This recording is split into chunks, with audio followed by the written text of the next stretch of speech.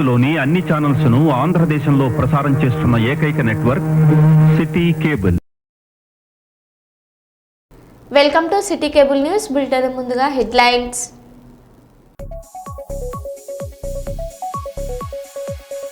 కర్నూలులో కవయిత్రి ఆతుకూరి ముల్లబంబ జయంతి వేడుకలు.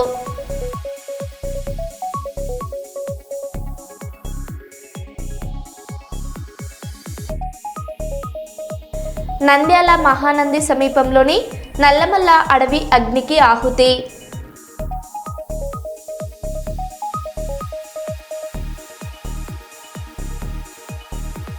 శ్రీశైలంలో కన్నడ భక్తుల పాదయాత్రలో విషాదం.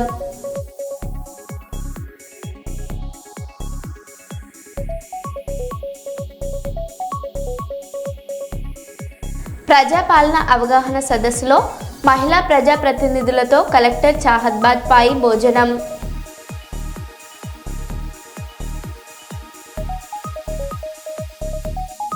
గోదావరి ఖనిలో డ్రగ్స్ సైబర్ నేరాలపై అవగాహన సదస్సు.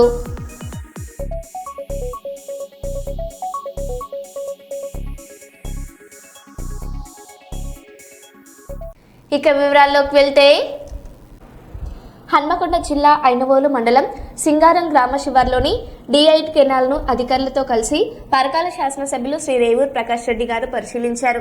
సింగారం వద్ద కెనాల్ గేట్ కిందకు వేసి వెల్లింగ్ చేయడం వల్ల సంగెం మండలంలోని ఆశాలపల్లి, గవిచెర్ల, రామచంద్రాపురం, షాపురం, కొత్తగూడెం గ్రామాలకు కెనాల్ నీరు రావడం లేదని ఆయా గ్రామ సర్పంచులు, రైతులు ఎమ్మెల్యే గారి దృష్టికి తీసుకువచ్చారు.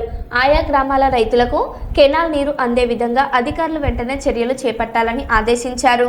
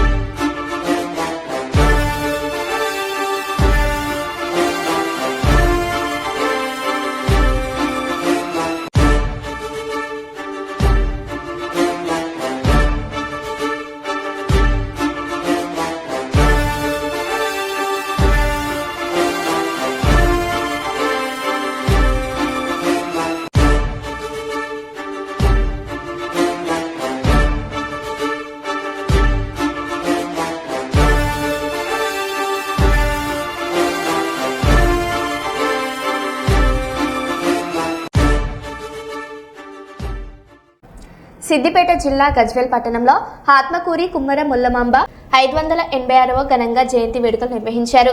ఈ కార్యక్రమానికి ముఖ్య అతిథిగా విచ్చేసి వార్డు కౌన్సిలర్ గుంటక లక్ష్మీ శ్రీనివాస్ మాట్లాడుతూ మొల్లమాంబ తెలుగు భాషలోకి రామాయణాన్ని అనువాదించి చరిత్ర పూటల్లో నిలిచిపోయిన వారు, నాటి కాలంలోనే మహోన్నత అభ్యుదయ భావాలు కలిగిన శ్రీమూర్తి మొల్లమాంబ అన్నారు.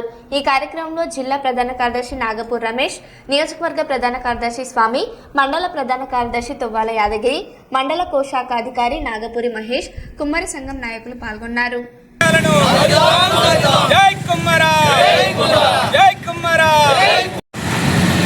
అందరికీ నమస్కారం. ఇక్కడ కుమ్మరి సంఘం ఆధ్వర్యంలో నన్ను పిలవడం ఇక్కడ చాలా సంతోషంగా ఉంది. ఇక్కడ పిలిచిన అన్నలకి, తమ్ముళ్ళకి అందరికీ నా నమస్కారాలు.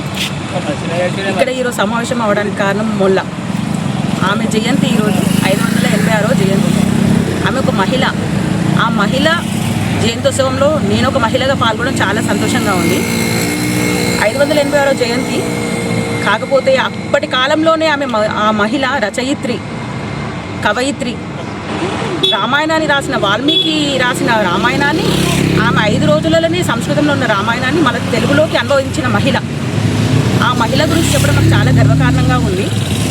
తర్వాత ఇక్కడ ఉన్న పెద్దలందరూ నన్ను పిలవడం, ఈ కార్యక్రమంలో పాల్గొనడం, ఇంతమంది అన్నల ముందు, పెద్దల ముందు ఒక మహిళగా నేను ఇక్కడ నిల్చోవడం అయితే నాకు చాలా గర్వకారణంగా ఉంది. ఆ మహిళని ఆదర్శంగా తీసుకొని ఇప్పుడున్న మహిళలు కూడా ఆమెను చూస్తూ ఆమె చేసిన కార్యక్రమాలు కావచ్చు, ఆమె చేసిన మంచి పనులు కావచ్చు, అందులో కొద్దిగా మనం చేసే బాగుండు అనే విధంగా ఈరోజు నేను కొన్ని విషయాలు తెలుసుకున్నా, ఇంకా తెలుసుకోవడానికి ప్రయత్నిస్తా. అందరికీ నమస్కారం. కుమ్మర జై కుమ్మర జై కుమ్మర జై కుమ్మర కుమ్మర ఐక్యత వర్ధిల్లాలి కుమ్మర్ల ఐక్యత వర్ధిల్లాలి. ఈరోజు గజ్వేల్ మండల కుమార సంఘం ఆధ్వర్యంలో ముఖ్య అతిథులుగా చేసినటువంటి మన గుంటుకు సినన్న గారు, అట్లాగే మన నాయని యాదగిరి గారు, నక్కర అమూల్ గారు, వివిధ కౌన్సిలర్లు, మా వివిధ కుమార సంఘం నాయకులు, కుమార సంఘం సభ్యులు అందరూ మన 586వ కవయిత్రి మొల్ల జయంతి సందర్భంగా చేసినందుకు ప్రత్యేకంగా వారికి ధన్యవాదాలు తెలుపుతూ, ఆమె మన కులంలో పుట్టినందుకు మనం ఎంతో గర్వపడాలి. ఎందుకనంటే ఆమె చేసినటువంటి ఆనాడు శ్రీకృష్ణ దేవాలయ ఆస్థాన కవుల్లో నన్నయ్య తిక్కయ్య ఎలా ఉన్నారో మన కుమ్మరి ముద్దు బిడ్డ అయినటువంటి కవయిత్రి మొల్ల కూడా ఆ స్థానంలో ఉన్నటువంటి కవయిత్రి మొల్లకు మనం ఎంతో రుణపడి ఉంటున్నాం. అలాగే ఆమె సంస్కృతాన్ని, వాల్మీకి రాసినటువంటి సంస్కృతాన్ని అతి తక్కువ కాలంలోనే 5-6 రోజులలోనే సంస్కృతంలో ఉన్నటువంటి ఆ రామాయణాన్ని తెలుగులో అందరికీ అర్థమయ్యే విధంగా రచించడం మనకు ఎంతో గర్వకారణం. ఈ అవకాశం ఇచ్చిన మా కుల బాంధవులందరికీ నేను ప్రత్యేక ధన్యవాదాలు. ఈ స్థానికంగా ఎన్నికైనటువంటి కౌన్సిలర్లకు కూడా ప్రత్యేక ధన్యవాదాలు. ఎందుకంటే వాళ్ళు ఎన్నికలు అయిన నుంచి మాకు ఎంతో సంతోషం. మాకు ఒక్క చిన్న విన్నపం ఏంటంటే, మా సంఘభవనం కొద్దిగా నిరుపయోగంగా ఉన్నది. ఎందుకంటే కొద్దిగా బడ్జెట్ అయితే మేము కొద్దిగా వాడుకోవడానికి కూడా మాకు అవకాశం ఉంటుంది. దానికి మా కౌన్సిలర్ దృష్టికి మేము తీసుకెళ్ళడం కూడా జరుగుతుంది. జై కుమారా, జై కుమారా. హన్మకొండ జిల్లా కమలాపూర్ మండలంలోని నేరెళ్ల గ్రామం సర్పంచ్ ఎన్నికల ప్రచారంలో ప్రజల కోరిక మేరకు కోతుల బెడద గ్రామంలో నివారిస్తామని హామీ ఇవ్వగా ఈ రోజు సుమారు 200 కోతులను పట్టించి అడవిలో వదిలేయడంతో గ్రామ ప్రజలు హర్షం వ్యక్తం చేశారు. సర్పంచ్ జట్టి నాగలక్ష్మి సురేష్ పాలకవర్గం మాట్లాడుతూ ప్రజలను కోతులు అనేక ఇబ్బందులు పెడుతున్నాయి, ముఖ్యంగా వృద్ధులను, మహిళలను, పిల్లల్ని గాయపరుస్తున్నాయని, ఇందులో చొరబడి నానా ఇబ్బందులకు గురి చేస్తున్నాయి, పంటలను నాశనం చేస్తూ ఒంటరిగా వెళ్లలేని పరిస్థితి నెలకొందని, వన్యప్రాణులను హింసించొద్దనే ఉద్దేశంతో కోతులను పట్టి అడవులలో వదిలామని చెప్తున్నారు.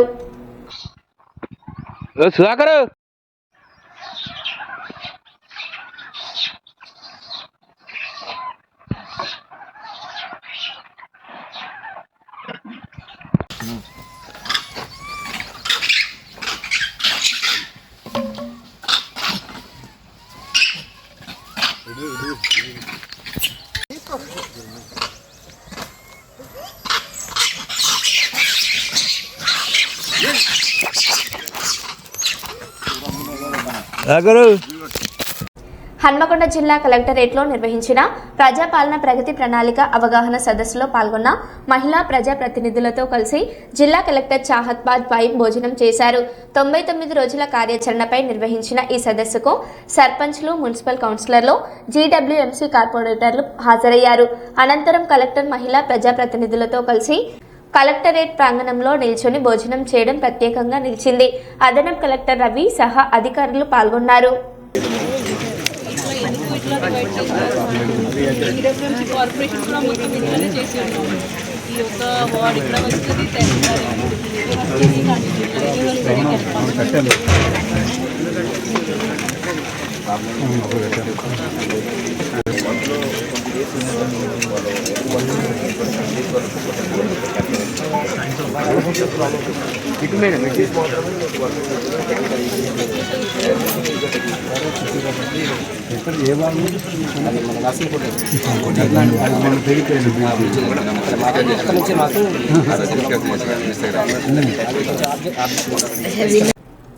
కేంద్ర హోంశాఖ సహాయ మంత్రి బండి సంజయ్ ఆధ్వర్యంలో రేపు నిర్వహించబోయే కొండగట్టు మహాపాదయాత్రలో పెద్దపల్లి జిల్లా నుండి బీజేపీ కార్యకర్తలు అధిక సంఖ్యలో పాల్గొని విజయవంతం చేయాలని పెద్దపల్లి జిల్లా బీజేపీ ప్రధాన కార్యదర్శి కడారి అశోక్ రావు పిలుపునిచ్చారు. భారతదేశంలో గ్యాస్, క్రూడ్ ఆయిల్ నిల్వల కొరత లేదని ప్రతిపక్షాలు చేస్తున్న ప్రచారాలు అవాస్తవమని బీజేపీ రాష్ట్ర నాయకులు నల్ల మనోహర్ రెడ్డి తెలిపారు.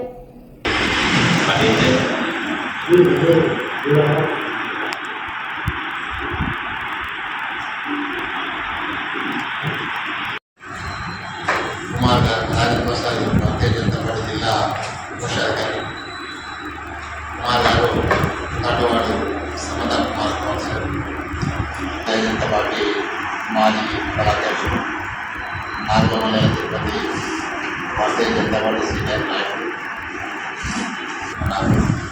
అండర్ చేసిన కౌన్సిలర్ సభ్యులు ఉదయ్ గారు, మాజీ సర్పంచ్ भारतीय जनता पार्टी సీనియర్ నాయకుడు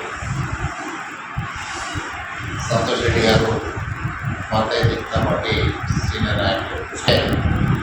భారతీయ జనతా పార్టీ హనుమాన్ ఆశీర్వాద యాత్ర గురించి బండి సంజయ్ గారు, కేంద్ర మంత్రివర్యులు బండి సంజయ్ గారు చేపట్టిన మహాపాదయాత్రకు సికింద్రాబాద్ నుండి అధిక సంఖ్యలో సీనియర్ నాయకులు, కార్యకర్తలు, మండలాధ్యక్షులు, వార్డు మెంబర్లు, బూత్ కమిటీ మెంబర్లు అందరూ అధిక సంఖ్యలో పాల్గొని ఆ సభను విజయవంతం చేయాల్సిందిగా పత్రికా ద్వారా మేము భారతీయ జనతా పార్టీ సుందరాబాద్ మండల్ గ్లోబల్ వారికి తెలియజేస్తున్నాం.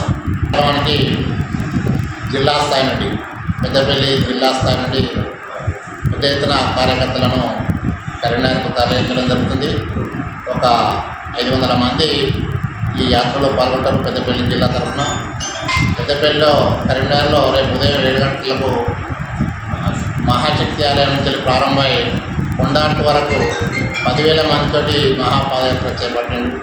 ఆ యాత్రను విజయవంతం చేయవలసిందిగా ప్రతి ఒక్కరిని మేము పేరు పేరున కోరుతూ ధన్యవాదాలు తెలియజేస్తున్నాం. రేపు భారతీయ జనతా పార్టీ ఆధ్వర్యంలో జరగబోయే పండిత్ దీన్ దయాళ్ ఉపాధ్యాయ గారి జన్మదినాన్ని పురస్కరించుకొని శిక్షణా తరగతులు ప్రతి మండల హెడ్క్వార్టర్లో రాష్ట్ర పార్టీ పిలుపు నిర్వహించడం జరుగుతున్నది. దాంట్లో భాగంగా సికింద్రాబాద్ దాంట్లో మేము ప్రకటిస్తాం. భారతీయ జనతా పార్టీ ఏదైతే కరీంనగర్ జిల్లాలో ఇలా మొత్తం కాషాయమయమై కాషాయ జెండా ఎగురవేసిన సందర్భంగా దానికి మన ప్రియతమ నాయకులు అన్న మరి కేంద్ర హోంశాఖ సహాయ మంత్రి బండి సంజయ్ అన్న గారి ఆధ్వర్యంలో కరీంనగర్లో విజయం సాధించిన, జిల్లాలో విజయం సాధించిన సర్పంచులు, ఎంపీటీసీలు, వార్డు మెంబర్లు, అలాగే మున్సిపల్ వార్డ్ కౌన్సిలర్లు, అలాగే కరీంనగర్ కార్పొరేషన్ నుంచి గెలుపొందిన అందరూ అభ్యర్థులందరినీ మరి జిల్లా వ్యాప్తంగా కూడా పార్టీ నాయకులందరూ కూడా మరి వారు అంజన్న స్వామి ఆశీర్వాదంతో గెలిచిన కనుక వారికి మొక్కులు చెల్లించే కార్యక్రమం మహాపాదయాత్ర కార్యక్రమం కనుక అందరం కూడా పెద్దపల్లి నియోజకవర్గం నుంచి, పెద్దపల్లి జిల్లా నుంచి కూడా అధిక సంఖ్యలో మనమందరం కూడా మరి పార్టీ బలోపేతానికి మనం కూడా వారి సంఘీభావంగా ఆ కార్యక్రమంలో పాల్గొనాలని కోరుకుంటూ కార్యకర్తలు, నాయకులు, మరి అభిమానులందరూ, భారతీయ జనతా పార్టీ అభిమానులందరూ కూడా తప్పకుండా రేపు 6 గంటలకు మహాశక్తి దేవాలయానికి విచ్చేసి అక్కడి నుంచి పాదయాత్రగా బయలుదేరి సాయంత్రం వరకు కొండగట్టు చేరుకొని అక్కడ ఆంజనేయ స్వామి మొక్కులు చెల్లించి తిరిగి వస్తాం కనుక అందరం ఈ కార్యక్రమంలో మరి మనల్ని పిలవలేదు అనుకుంటే ఇది మన కార్యక్రమంగా భావించి అందరూ కూడా ఈ కార్యక్రమంలో పాల్గొని అక్కడ పాదయాత్రను విజయవంతం చేసి మరి ఆ ఆంజనేయ స్వామి ఆశీర్వాదం అందరం అందుకోవాలని, వారికి మరి వారి ఆశీస్సులు మనందరికీ ఉండాలని కోరుకుంటూ మరి ఇంత ఘన విజయాన్ని అందించిన ఆంజనేయ స్వామికి మరి బండి సంజయ్ అన్న గారు నిజంగా కూడా హిందుత్వం ఇవాళ బతుకుంది అంటే కరీంనగర్లో బండి సంజయ్ గారి ద్వారా లేకుండా ఇవాళ అందిస్తున్న ఏకైక దేశం మరి మోడీ గారి నాయకత్వంలో ప్రజలందరూ కూడా బాగున్నారు. అది ఓర్వలేక చూడలేని కాంగ్రెస్ పార్టీ చేస్తున్న నిరాధారమైన ఈ ఆరోపణలను మీరందరూ కూడా విజ్ఞులందరూ కూడా ఆలోచించాలి. ప్రజలందరూ కూడా మరి వారికి తగిన బుద్ధి చెప్పాలని తెలియజేస్తాం. షిప్లాన్ని కూడా మన భారతదేశ షిప్లాన్ని ఇలా దౌత్య విధానంలో మరి జయశంకర్ గారు కానీ ఇలా మాట్లాడి మరి ఇరాన్తో మాట్లాడి మన నౌకలన్నీ కూడా సముద్ర నౌకలన్నీ కూడా ఇలా ఇండియాకి వస్తున్నాయంటే భారతదేశ దౌత్య విధానం అందరితో మన పొరుగు దేశాలతో ఉన్న మంచి సంబంధాల కారణంగా ఇవన్నీ మోడీ గారి నాయకత్వంలో జరుగుతున్నాయి కనుక మంచి జరగడాన్ని ఓర్వలేని వాళ్ళు చేసే విమర్శలే తప్ప భారతదేశం ఎప్పుడు కూడా మోడీ గారి నాయకత్వంలో బాగానే ఉంటుందని తెలియజేస్తాం. మాజీ మంత్రి BRS deputy floor leader Harish రావును కలిసిన మూసీ జన ఆందోళన కమిటీ ప్రతినిధులు వివిధ బస్తీలు, గేటెడ్ కమ్యూనిటీల నిర్వాసితులు. ఈ సందర్భంగా మూసీ ప్రక్షాళన పేరిట రేవంత్ చేస్తున్న విధ్వంసం గురించి హరీష్ రావుకు వివరించారు. వారి ఆవేదన చెప్పుకున్నారు. అసెంబ్లీ వేదికగా తమ సమస్యపై మాట్లాడాలని విజ్ఞప్తి చేశారు. మూసీ బాధితులెవరూ భయపడొద్దు, మీ పోరాటానికి బీఆర్ఎస్ అండగా ఉంటుందని హరీష్ రావు భరోసా ఇచ్చారు. మూసీ పునరుజ్జీవనం పేరుతో ప్రభుత్వం సాగిస్తున్న విధ్వంసం, అక్రమ కూల్చివేతలో అరాచక ఆగడాలను అసెంబ్లీ వేదికగా ఎండగడతామని, బాధితుల పక్షాన ప్రభుత్వాన్ని నిలదీస్తామన్నారు.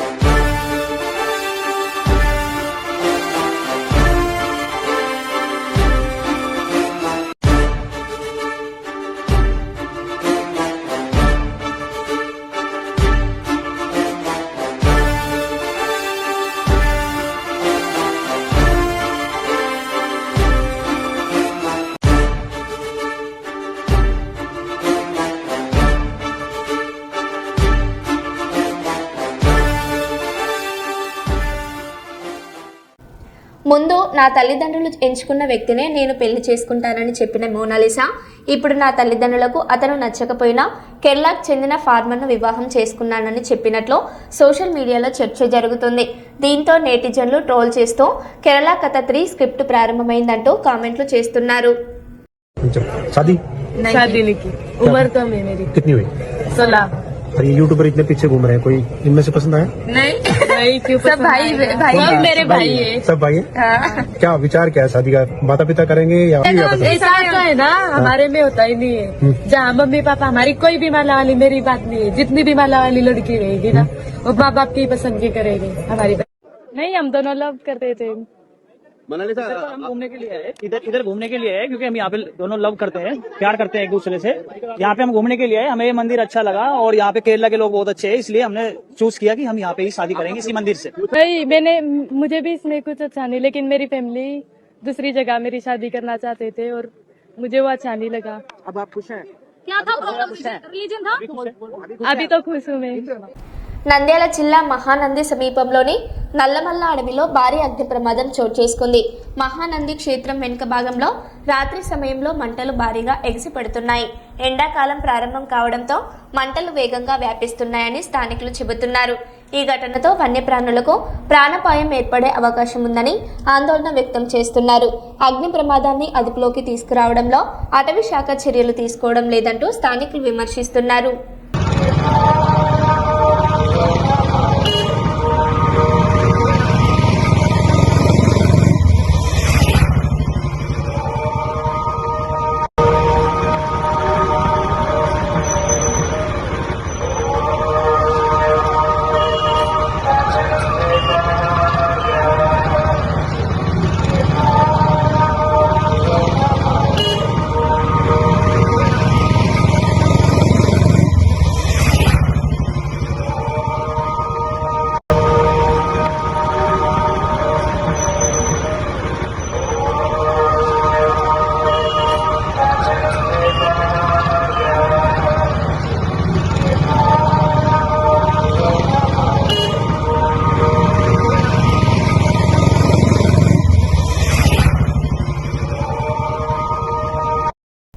మరో బులెటిన్లో మళ్ళీ కలుద్దాం. Stay tune.